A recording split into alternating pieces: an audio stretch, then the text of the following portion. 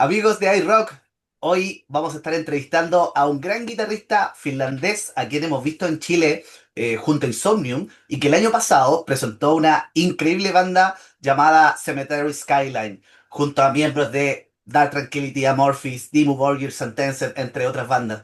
Estamos ahora junto a Markus Vanhala hablando de esta nueva banda que va a llegar a Chile el próximo 12 de septiembre. Hi Marcus, how are you? Hola, hola, people of Chile. I'm feeling fine. Really looking forward to come to your nice weather because our Finnish summer sucks. It's That's really great, yeah. cold and rainy at the moment here, and I think your Oh, winter is probably way more hot than our summer. probably, yeah. Well, let me start with this question. Why did you create Cemetery Skyline? By accident, accidents will happen.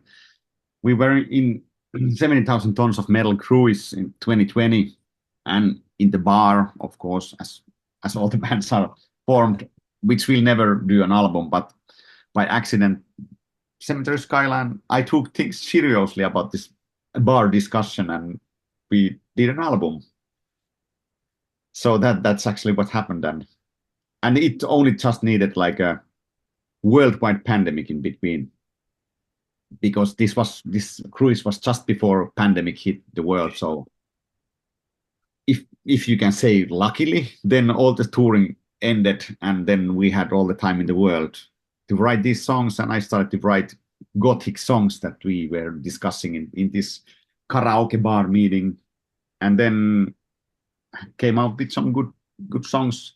I think The Coldest Heart was pretty much the first songs I wrote for this band, and then I just started to contact my colleagues and friends down the road, and Santeri was the first one because we've been touring with Amorphis a few times Wow. before, and always having like these nightly beers in the bus, beers and discussions, and I'm saying that we should do music together at some point. And then I just sent some demos to Santeri, like, now it's the time.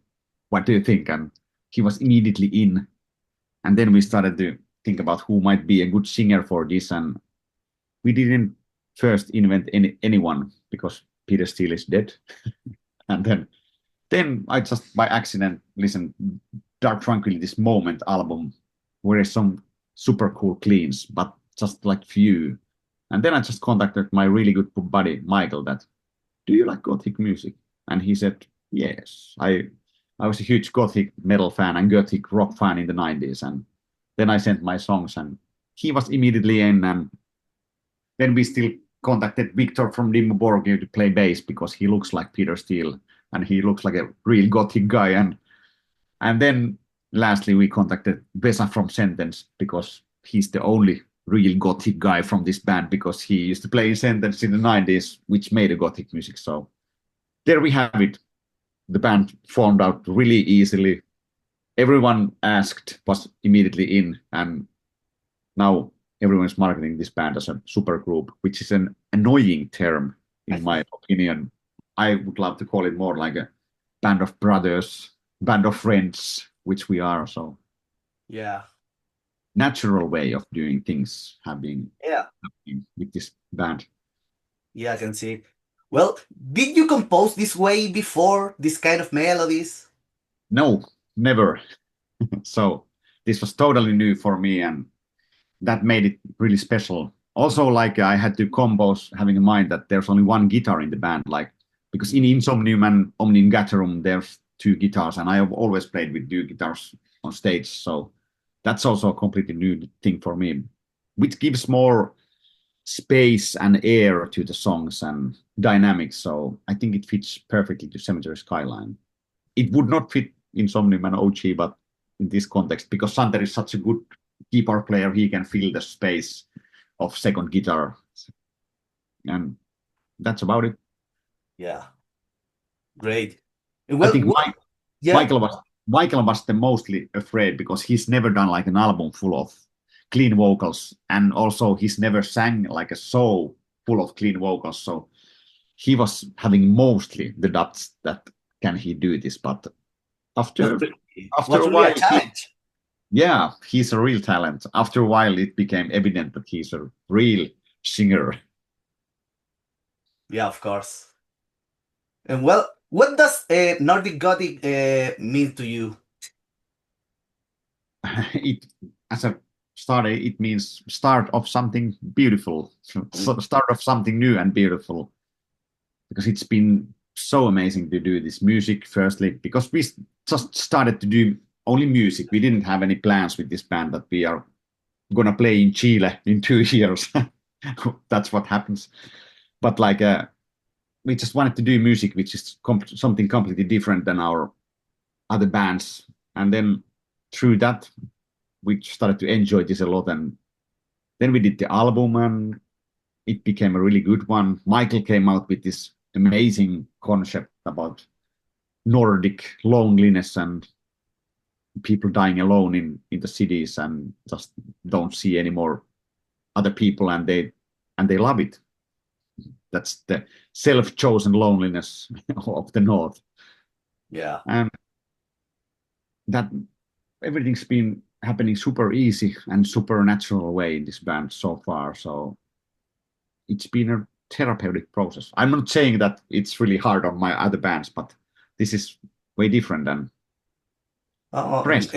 yeah, and the way you describe it, it sounds like all has been very natural. So, did you find quickly your sound as a band?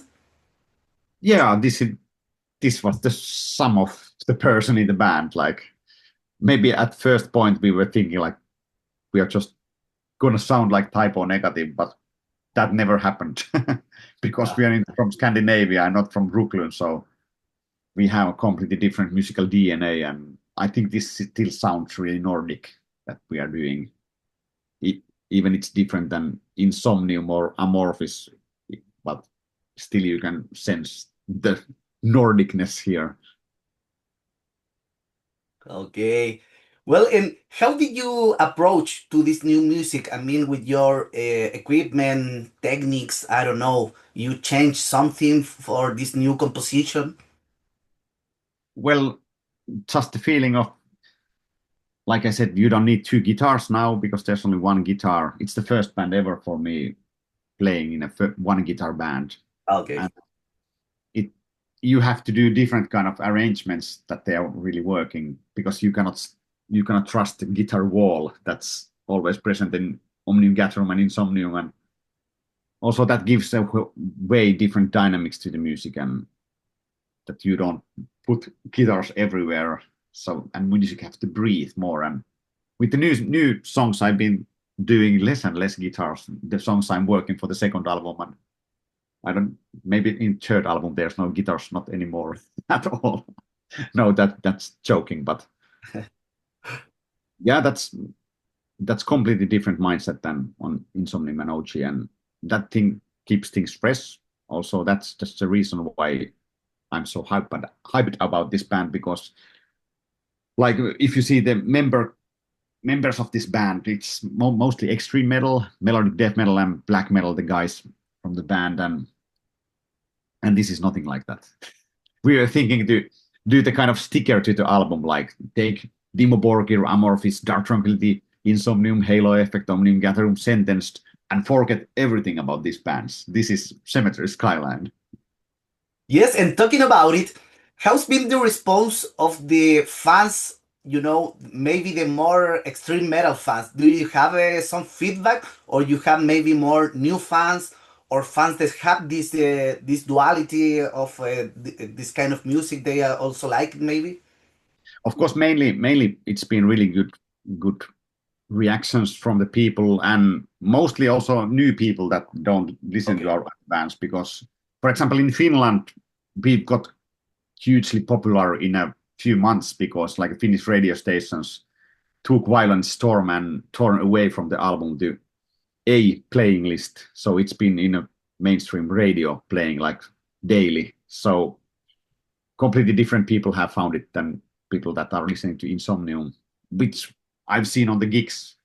There's a lot more girls on the shows and they are dancing.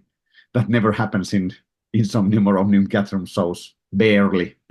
So of course there's always in internet there's always some true metal fans who say like, this is cheesy shit, this is bullshit, and but this is not extreme metal. Why they're doing this? Are they posers? But we don't care. We just do this for the sake of music that we love. So Yeah, great.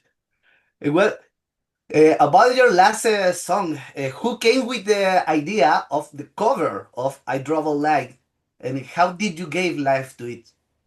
it was me. You can blame me. Yeah, I've always loved the original, especially the Cyndi Lauper version. And then I don't know, I just heard that song and I immediately took my guitar and started to play it and thought that this would actually turn really way to Cemetery Skyline format because it doesn't make any sense to do a cover which tries to compete with the original song. Well, the original song is, of course, the Roy Orbison version, but I'm always speaking about the Cyndi Lauper version. So this started to sound really much like our own song, and that's the way to do a cover song. That's also how we've been doing a lot of covers with Omnium Gatherum, and that's the point one. It has to be something different than metal music and just like turn some different kind of genre to your own genre and make it sound like your own band. That's pretty much how we do it. And I just almost like joked about this song to other guys, and then Santeri immediately answered to me, replied that I love Cyndi Lauper. I had that on vinyl in the 80s, I think, or late 80s or early 90s, and he was immediately in, and then we did it. Yeah, Michael was a little bit laughing because he was listening to Celine Dion cover version of I Drove All Night from the late 90s, and then he said like, do I have to sound like Celine? That's a bit hard.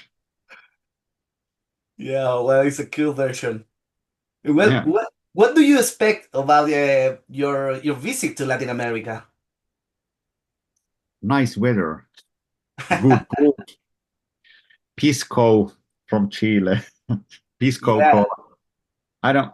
Well, I expect good shows, a lot of people having fun and stuff, but I truly don't know anything like how these shows will go. I don't know if I have any fans in Latin America, so this is a test, and this is the first ever official Cemetery Skyline tour. So starting the touring from Latin America, that's crazy. That's what I've never done before. So great. feel honored because we are to be able to do this.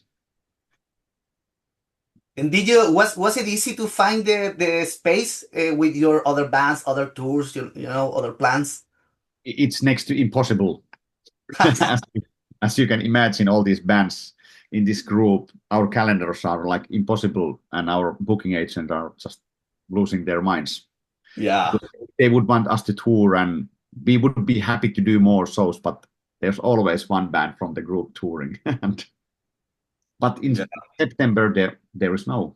Actually, the Prog Power Festival that to USA that was booked first, and then we said like, what the hell? We have actually like 2 weeks free time after Prog Power, so we have to go down south, and that's now what's happening. Marcus, thank you so much. It's been really a pleasure. So have a nice day. See you. Thank you. This was fun. See you. Take care. Bye. Take care. Bye. Bye. Bye.